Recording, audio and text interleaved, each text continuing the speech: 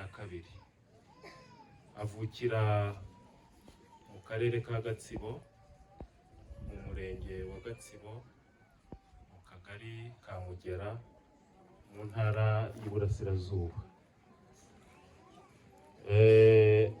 Uyu mubyeyi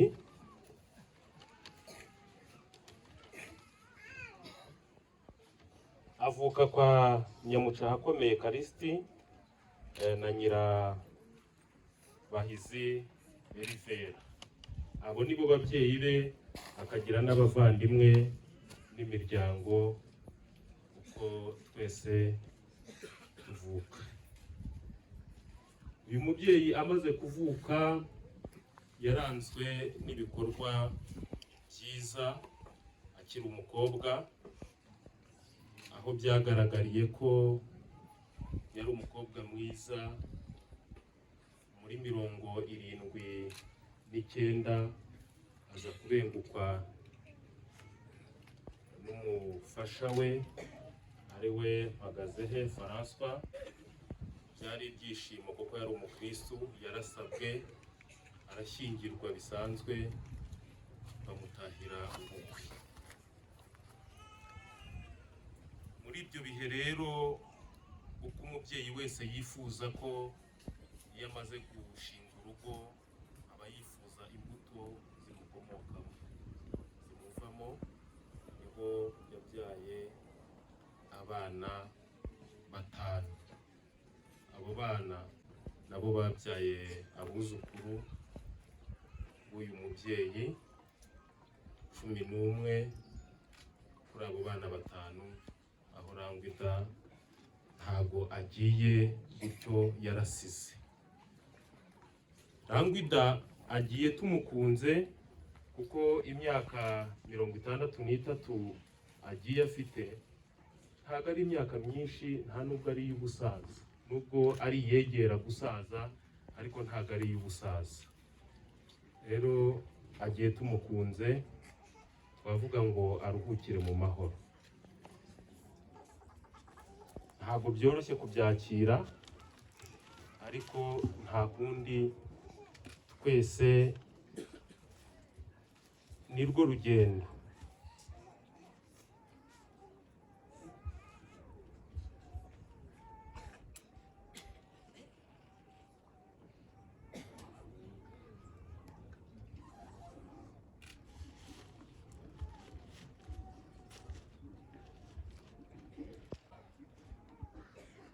Nk'umubyeyi muri urwo rugendo, amaze kubyara abo bana nk'uko twabibabwiye, akaba afite n'abuzukuru.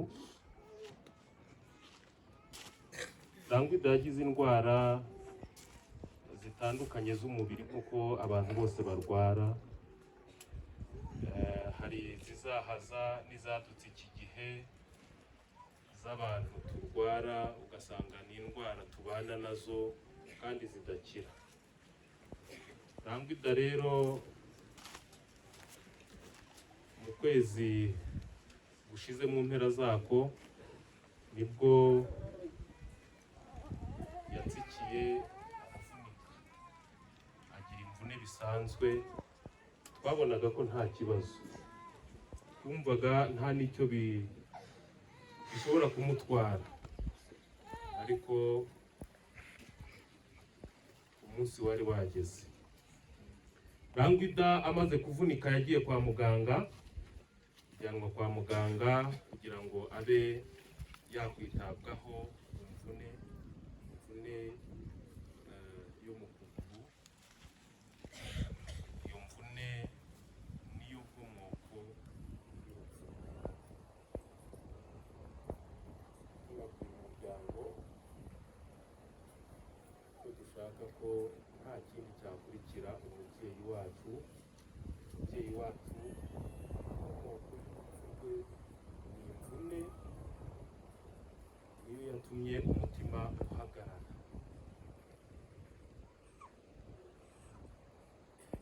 Ntabwo byoroshye kubyumva, ariko bijyanye na za ndwara twavuze tugendana tugira, kubyumva biroroshye muri iki gihe.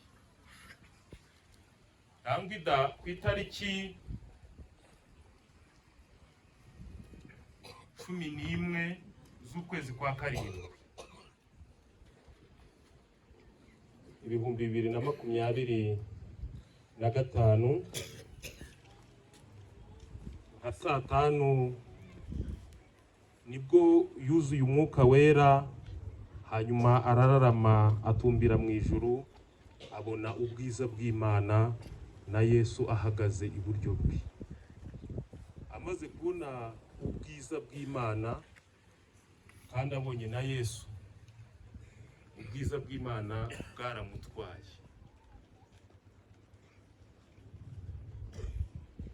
Bitarebye, bidashingiye ko twari tumukunze, bidashingiye ku buzukuru, bidashingiye ku bana, ubwiza bw'Imana yarebye, yarabushimye, hanyuma arangwida. Biba ngombwa yambaza Imana bwa nyuma, aravuga ati Mwami Yesu, akira umwuka wanjye. Nguko uko byagenze. Ndumva amateka y'uyu mubyeyi ari aho twayasoreza, hanyuma gahunda zigakomeza.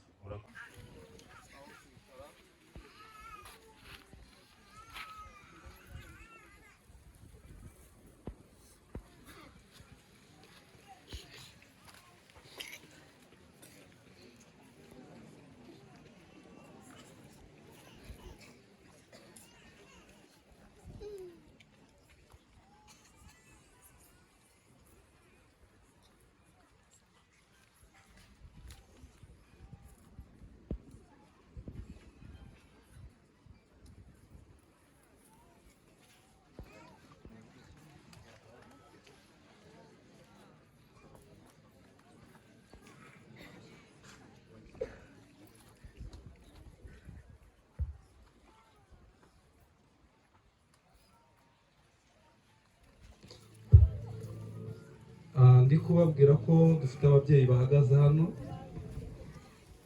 Turabizi ko mwese mwaje kudufata mu mugongo no kudutabara, ariko kandi abakuru baba bagomba kwicara abatoya mukabimukira.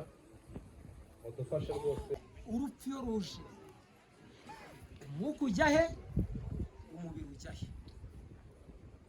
Igisubizo kirahari mu ijambo ry'Imana, niko tujya tubibona.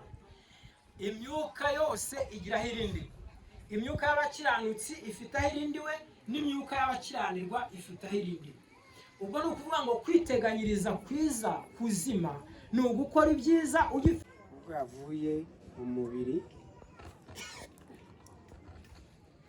nta kintu dufitanye nawe dupfa, tubana neza ndetse ku buryo twasaga naho twenda kungana, ariko murutaho gato cyane. Afite imyaka 60 niyo ngiye bavuzeho mu kanya, njyewe murushaho imyaka 4 kuko mfite 67. Noneho kuva tubanye nta ntonganya rwose, arinze yigendera, nta kuntuka, nta rushya z'ibya bindi abantu barwana cyangwa batongana. Iyo mico ntayigeze imubaho. Namuvana n'iwabo bajyaga ahubwo bavuga bati uyu muntu nanagira niba umugabo ngira ngo ntazabasha kuvuga. Acishaga makeya cyane, aringaniye. Hanyuma aho bigeze, kubera umuntu utabasha kumenya igihe cyari bugendere n'iki byose, biradutungura. Ejo bundi abantu bari bahari bamuriho, bari bagiye kumurwaza, ntabwo bari kubasha kumutangira ngo agaruke. Abantu inaha bacika umuborogo, uko bigenda arihangana kugeza na n'ubu mubona uko bangana gutya bamuherekeje. Hanyuma natwe mbana nawe, nshimira n'aba bantu badusanze hano n'abo twari dusanganywe tubana n'abahageze aribwo bwa mbere hano. Imana idufashe baze gusohoza amahoro turangije kumushyingura. Murakoze.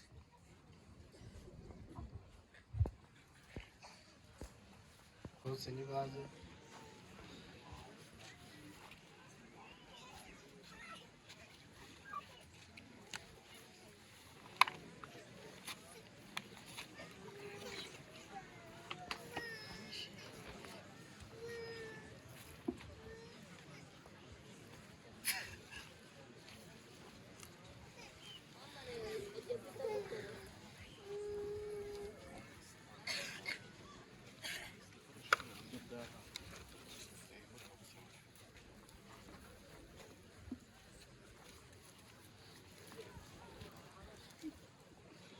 Jambura uko mbivuga ibyo yankoreye, amagambo akanshira nkabura icyo mvuga, ariko nshima yuko yumva umutima wanjye akamenya ibyo nifuza kukubwira.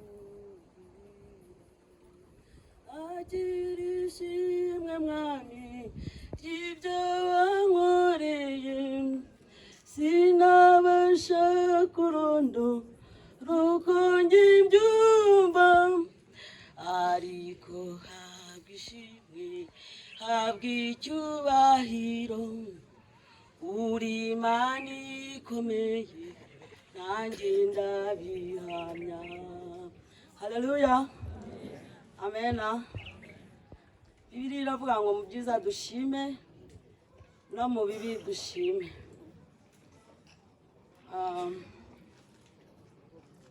Imana yaduhaye umubyeyi mwiza pe, kandi ni mwiza ni ukuri. Genda umwana we w'imfura,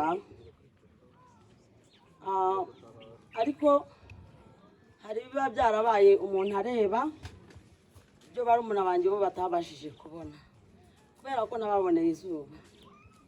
Imana yaduhaye mama mwiza pe, ntabwo ari ukumuvuga neza kubera ko yatubyaye, n'abaturanyi barabizi. Yemeje kumenya ubwenge, hari abantu najyaga nkunda kumva bavuga ngo papa yashatse umugore mwiza. Maje kumenya ubwenge ninjiye mu buzima bwanjye bwite, kuko hari igihe kigera umwana agacuka, mbona ko kuko mama yari mwiza.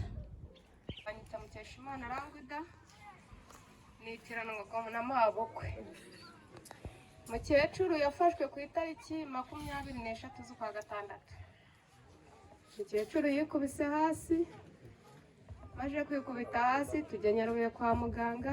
Tugezeyo batwohereza Ingarama, tugeze Ingarama bamucisha mu cyuma basanga igufwa ryaraturitse. Byabaye ngombwa ko batwandikira transfert ry'i Kigali ku ivuriro bita ku Nkuru Nziza. Twagezeyo babonye uburwayi mukecuru yari afite ku kuguru, ku mvune yari afite ibintu bimeze nk'ubushye, barabanza barabimena bamuha imiti, araza harabanza harakira kubera ko byari ibisebe. Baduha itariki zo gusubirayo, itariki zo gusubirayo zarageze, dusubirayo. Tugezeyo ku wa 4 saa 6 zuzuye nibwo bari bamujyanye mu ibagiro. Mukecuru bamunzaniye saa 11. Mukecuru yaraje, Gororiyoza yaratugemuriye. Atugemuriye yarahageze asanga mukecuru ikinya cyamuvuyemo, baraganira. Bukeye mu gitondo abaganga baraza bareba ukuntu bameze, aravuga ati mwebwe muri butahe. Barangije n'ubundi biba ngombwa ko batubwira ngo ni ukubanza kujya kwicisha mu cyuma bakareba nyine ko ameze neza.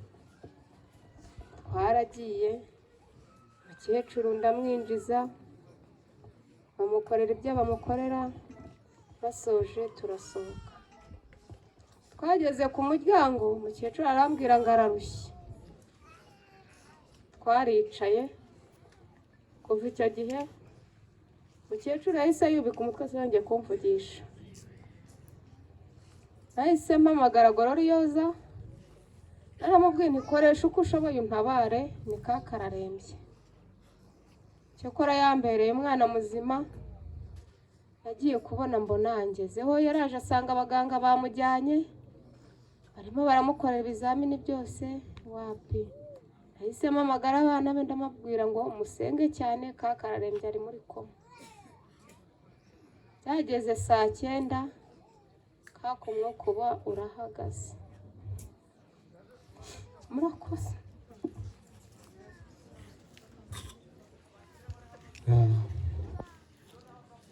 ni ugukomeza tugakomera nubwo bitoroshye, ntabwo byoroshye, urumva ko komera.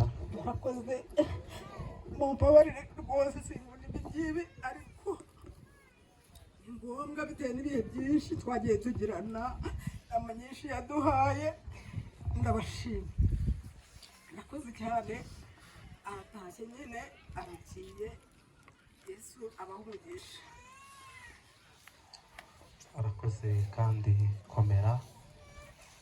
Uyu mubona ku mugoroba niwe wamutubwiyeho cyane, ku mugoroba turaha yamutubwiyeho kandi yarakomeye, ariko kandi akomeze yihangane. Kandi kuko twakomeje kubivuga, uwacu tuzongera tumubone. Mukomere mwihangane, mukomere. Uwamurwaje batumwakire atubwire. Turamushima cyane kuko Rangwida yabashije kurera aba bana nk'uko babivuga, abatoza ingeso nziza, abatoza gusenga. Twavuganye ariko wa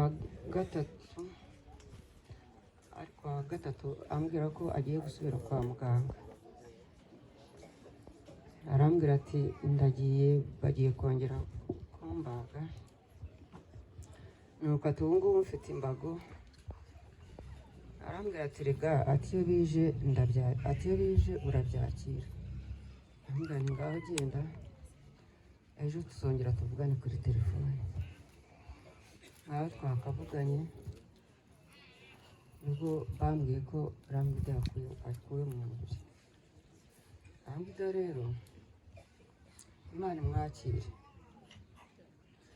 Gusa nta byinshi namuvugaho, nanjye byantunguye kandi byampuriyeho ari byinshi.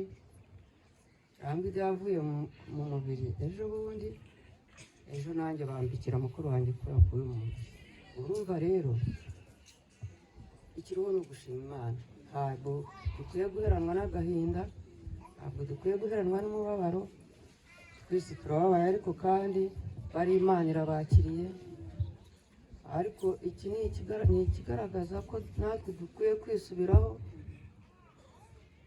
tugatekereza ahacu hasigaye. uri Imana yamwakiriye, aho bakuwe mu mubiri Imana yabakiriye. Twebwe natwe reka dutunganye ibidatunganye, kuko kandi ntabwo ari twebwe twenyine, hirya no hino murumva uko bimeze. Imana ishimwe, kandi nshimira Imana ko mwaje kudutabara. twe araturera na muzehe uko bashoboye. Haje gucamo agahe k'intambara yo mu 1994. 94 duhunga, nari mutoya, nari mpetse musaza wanjye mutoya, nawe yari ahetse uwo bita Gororiyoza. Twajya tugenda nkamubwira ngo ndananiwe, akambwira ngo mekera umwana neza nzabikwitura. Ineza ya mama narayibonye. Icyongeye kuri ibyo, mama yari inshuti yanjye pe, ntabwo ari ukubabeshya. Hari ibyo mama yanganiriye ataganiriye abari inyuma yanjye. Mama yari inshuti, mama namukundaga, mama nabuze ikintu mwitura kubera ko aho ntuye ari kure. Buri mwaka nazaga kumutaramira mu kwa 12, nazaga nkamara icyumweru nze gutaramira umukecuru kandi nkabona ko yishimye. Rero ajya gutaha kuko babibabwiye nk'uko byavuye ku mvune, turabimenya nyine, turavuga nyine ibyo nyine birabaye, ntabwo umuntu ahagarika ibigomba kuba, ariko tuzakuba hafi. Biba ngombwa ko bamwohereza i Kigali kumuvurirayo. Numva yarageze i Kigali kuwa 3, arampamagara ko nanjye nari mfite ikibazo cy'imvune. Ndamubwira okay, muzamuke ngende buze kukureba. Mami wacu yaradutunguye, ahubwo twabona uko tubivuga. Yaradutunguye cyane, bitubereye n'ishuri. Kuwa 3 twari turi kumwe nawe, turimo tumutaramira kwa muganga. Yari afite imvune ubona ko idashobora kubyara iki kibazo. Tumutaramira yishimye, arimo guseka pe. Ndumva nge naramuvuye impande nko mu saa 3 hafi saa 4, njya mu rugo. Ntabwo nabashaga kuba namurwaza, yari ari kumwe n'umukazana. Ariko twatunguwe no kumva ko kuwa 5 habayeho kayuko avuye mu mubiri. Rero ntacyo twavuga ibirenze iby'Imana yakoze, gusa yatubereye umubyeyi mwiza, yanatubaniye neza biragaragara. Ndanabashimiye cyane, n'ukuri byanantunguye, byandenze. Yatubaniye neza mami wacu, Imana imuhiruko ridashira, natwe tuziga kugera ikirenge muke. Ndakeka yuko abatari abaturanyi gusa bari hano, hari n'abahari ku bw'inshuti zacu, kuko twarakuze tujya mu ngo zacu. Turabashimira ubwitange mwagize bwo kuza kudufata mu mugongo.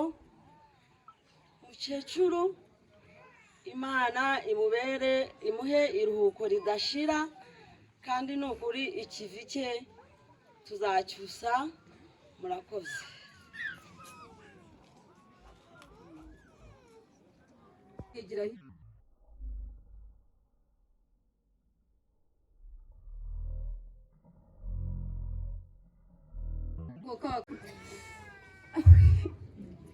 Nabuze uko ngira telefone ndayijugunya, ikagurwa n'umuntu w'umugabo simuzi, yabigisambo barayitwaye. Namubwira ishaka minoro y'ingande, urabona handitse izina Faranswa, abwire mukuru we ko nyirabukwe apfuye. Mana, nahise mubwira yimye azisunika zanga kugenda, nibahamagare mfite amayinite ngo byababwire uyisoma, ayandika hasi, arabahamagara, arabampa. Ndabwira ko mugiye kubigenza, mufate telefone itariho amasegonda, mushyira amafaranga 500, muhamagare Faranswa arabitaba, narabatabariza byanze bikunze, kugeza n'isagira akanya batazi ko nyina yapfuye. Ariko umwana ahise abitaba, abwira muramu we na mukuru we kumubwira ngo idatabarutse. Bagenzi banjye namwe idambaniye neza, ariko Yezu we, nta nubwo ari rwa mwana we, ngira ngo ari muri umuntu we cyangwa ni mukuru, usibye ko saze tunganya imyaka. Gusa rero uyu muryango ndawushima, nkawushimagiza cyane. Watuye umuryango mwiza, umuryango ufite umutwe mwiza, umuryango ufite impuhwe n'urukundo. Ariko umubyeyi we ndangaragaje urukundo muri ba mwana banjye ufite yambereye imena, intwari yatabaye ababyeyi.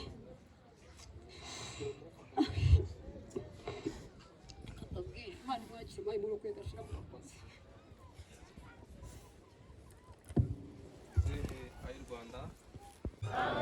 Hari umushiki wacu uvuye mu hano, haravuga ati ijambo haleluya ko ntaryumvishe.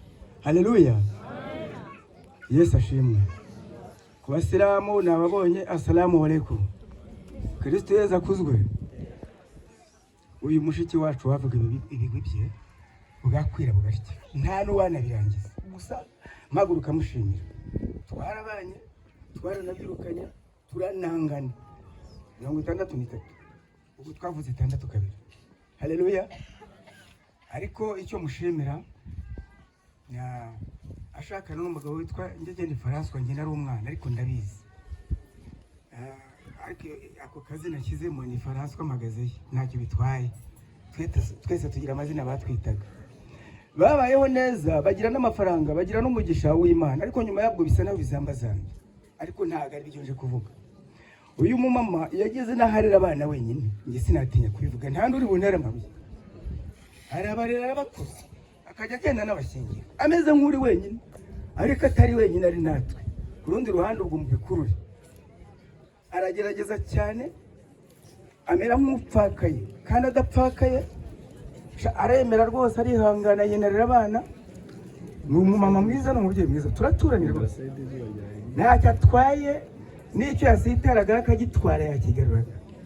Imana imuri gukora igashira n'indwara, ni ukuri kw'Imana mwari kose.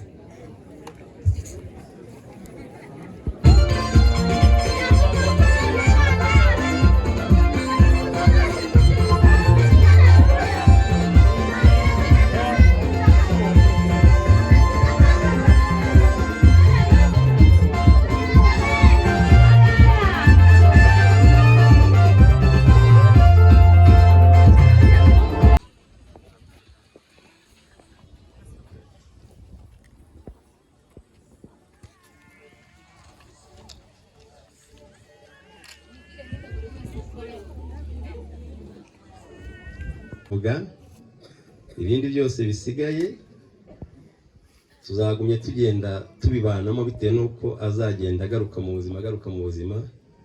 Kubura umubyeyi ni ibintu bitari bipfa kuva mu muntu, ariko buhoro buhoro tuzakomeza gufatikanya, byaba njyewe byaba n'umuryango, nta cyubo kizabonekamo. Murakoze, ndumva ibindi turagenda tubivugana kuko turacyari hano buhoro buhoro. Murakoze, Imana ibahe umugisha. Ndabashimiye cyane uburyo ki mwadutabaye, ndabashimiye mbikuye ku mutima. Murakoze. Muri uyu munsi mukuru wo guherekeza umubyeyi wacu twakundaga, mwongera nkashimira delegasiyo y'abana bigana na Mutoni bitanze cyane, n'abakorana nawe byose twabivanze, ari abigana nawe n'abakorana nawe twabivanze kugira ngo duhuze urugendo. Nabo ndabashimiye.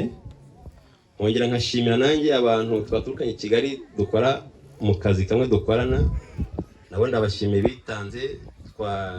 Twaherekeje umubyeyi wacu mu Mibyizi, wari umunsi w'akazi, bakaba bari mu kazi kabo, nabo bitanze baraza baramperekeza. Mwese uko muteraniye ahangaha ndabashimiye mbikuye ku ndiba y'umutima. So uyu mukecuru, uyu mubyeyi wacu, umufasha we ni marume, ubu abana be ni babyara banjye. Icyo nababwira, yari umubyeyi dukunda twese nk'uko abantu bose babigarutseho. Burya abantu beza Imana ibatwara kare, sinzi impamvu ibyo bintu twese tuba tubyibaza. Abantu beza, abantu bakora neza, abantu batagira icyo batwaye abandi mu isi, Imana ibatwara kare. Hari abantu rwose agenda yora imyaka akayikakamba, kandi wakumva ibimuvugwaho ukumva reka da, ukumva ntawe yagiye neza, ukumva ntawe yafashije, ukumva mbega gusa ni umuntu wiberaga mu buzima bwe adafite icyo ahuriyeho n'abandi bantu bamusingiza. Ariko abantu beza Imana ibatwara vuba. Urumva ni ibintu biba bitoroshye. Icyo nakongeraho, Gloriosa yatakaje umubyeyi nk'umwana wa nyakwigendera, ndakeka ushobora kuba wenda akurikirwa n'undi inyuma y'umwe, cyangwa wenda Gloriosa akaba ari we wari mutoya. Icyo mwijeje nk'uko nabitangiye kera, Gloriosa ni naramugize umwana wanjye wa gatatu. Twabonye umugabo ubatse ufite abana babiri, ni naramugize umwana wanjye wa gatatu akirangiza kwiga segonderi. Naramufashe mushyira mu biganza byanjye, ndamubaza ati urumva ushaka gukomeza amashuri? Ati nta kibazo, icyo ntabuze ni ubwenge bwo arabufite ndakeka kuva yakwiga mu wa mbere segonderi ndakeka nta munsi n'umwe yigeze azana birote ari uwa kabiri yazaga ari uwa mbere ibyo nibyo byamaye ishyaka yo gufata initiative yo kuvuga ati ngiye kumuba hafi iyi mpano ye y'ubumenyi ntitakare mbega nyisigase yatangiye icyo twakwita première licence kuko we n'umuganga ubwo baba yari A0 ariyandikisha yiga biwanjye nkuko bisanzwe ubu ndamufasha bishoboka ariga iyo A0 arangiza afite amanota meza nyuma yabwo ajya mu kazi abona akazi keza arakora ejo bundi ndakekanyuzo nk'umwaka n'igice nabwo aravuga ati ntabwo byarangira aha ndacyumva nyishaka kwiga kuko ndacyari mutoya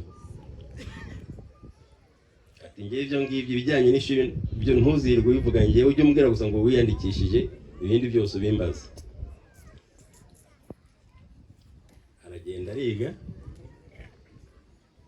yiga neza muba hafi ubu yari mu buganga uburyo yari arimo n'ibyo twajyanye nka masters we ari muri masters y'ubuganga arimo kwispecializa mu bintu bijyanye n'amaso n'amatwi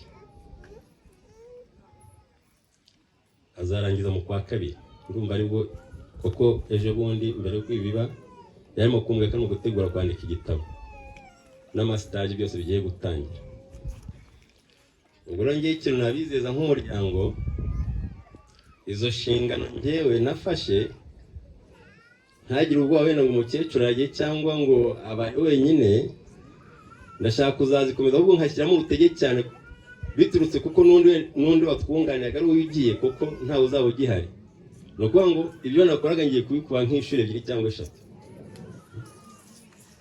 tuvugaho bikeya ariko byiza kuko uyu mugore we yararangwita wavutse muri 1962 navuga yuko njye ntitungana ariko nanone kuko twavukiye ahantu hamwe nabamuzi mbere yuko tubana mu itorero nkaba namuzi cyane tubana no mu itorero jewe mu gihe nakiriye agakiza muri 88 we yakiriye agakiza muri 95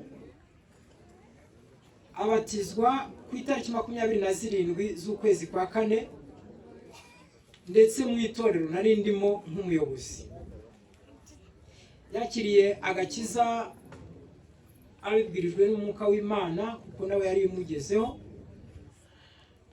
abyakira afite intego n'ubushake bwo kubigumamo kugeza uyu munsi yakira agakiza afite intego n'ubushake bwo kugumana na Kristo yizeye nari mbabwiye ngo yabatijwe ku itariki 27 z'ukwezi kwa 4 muri 1995 yabaye mu itorero nk'inyangamugayo akomeza kubana na bagenzi be neza ndetse kugeza ubwo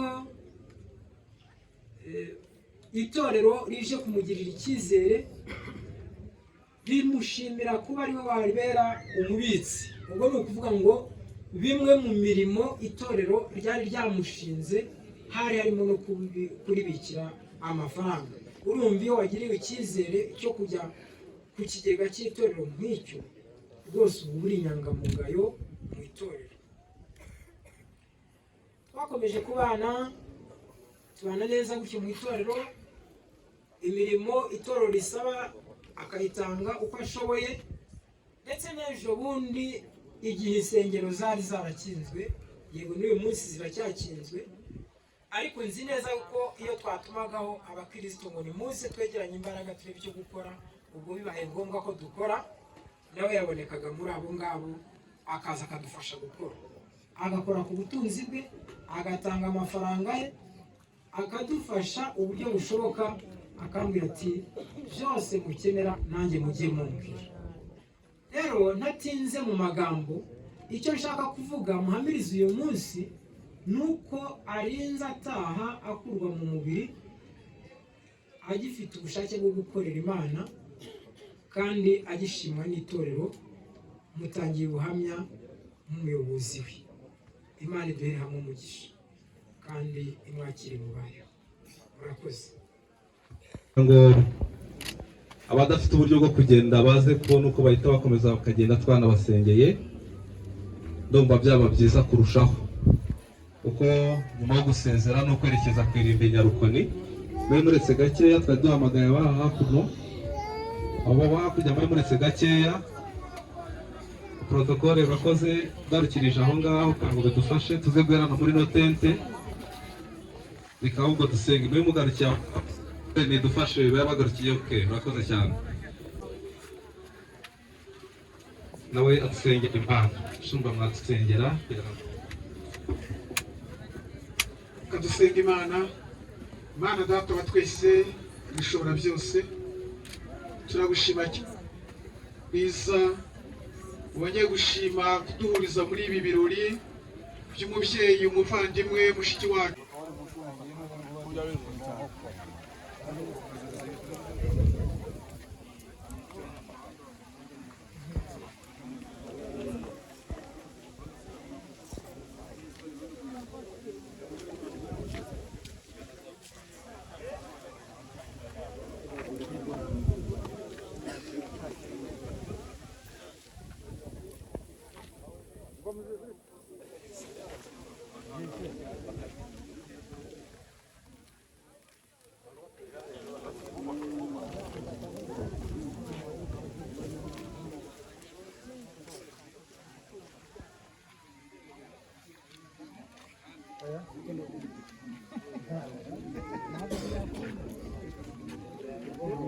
Iby'umuzuko,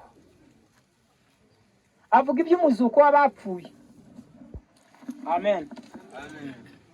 Niba tuvuga ko abantu bapfa, nitwongereho ko bazanazuka. Niba twemera ko Yesu yapfuye akazuka, twemere ko abapfiriye muri Kristo Yesu ari nakazabazura nk'uko no kuzuka kw'abapfuye niko kuri.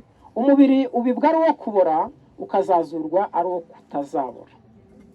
Ubibwa ufite igisuzuguriro, ukazazurwa ufite ubwiza. Ubibwa utagira intege, ukazazurwa ufite imbaraga. Ubibwa ari umubiri wakavukire, ukazazurwa ari umubiri w'umwuka. Niba hariho umubiri wakavukire, hariho n'umubiri w'umwuka. Uko niko ibyanditswe ngo umuntu wa mbere, byanditswe ngo umuntu wa mbere ari we Adamu yabaye ubugingo buzima, naho Adamu wa nyuma yabaye umwuka utamurukiye. Ariko umwuka si wo ubanza, ahubwo umubiri ni wo ubanza, hagaheruka umwuka. Umuntu wa mbere yaturutse mu butaka, ari wo ubutaka, naho umuntu wa kabiri yaturutse mu ijuru, nk'uko ubutaka ari.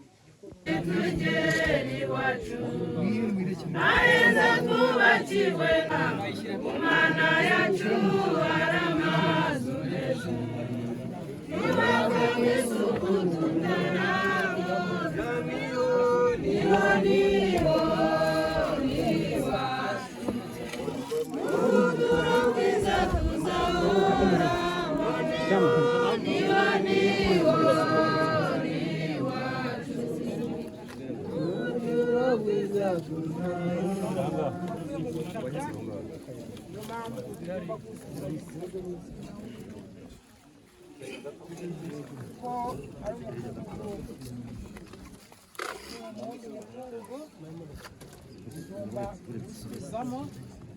kandi umwuka wo amaje kugera ku Mana aho waturutse.